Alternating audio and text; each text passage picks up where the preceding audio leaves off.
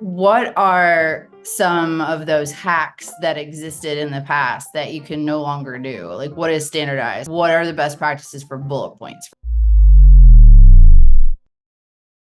First of all, that's like one of the biggest things that bothers me a lot when I'm optimizing a listing for somebody, or preparing for a launch and they want to keep emojis, a lot of emojis in their bullets and they're, like you said, all caps, like all those things, they're not helping your listing. They could only hurt it. Amazon's algorithm doesn't like it. Even if the listing is selling well, the bots eventually could pick it up. So I hate that type of stuff. Even HTML code in the description field, they don't like that either. They want it to be plain text. But like one thing that I like to do that still works is if you have EBC and the backend description is hidden, you can put 2,000 characters in the description and it's not showing to the customer. So you can put in, Spanish, misspellings, just different sentences, all long tail search terms. It's not showing. It's, because I'll see a lot of people where they have EBC, you don't see the description on the front of their page, but they're still putting, we as a small family business start like a whole story, but nobody's seeing that anyway, and they're not even maximizing the 2,000 characters. So that's a big thing.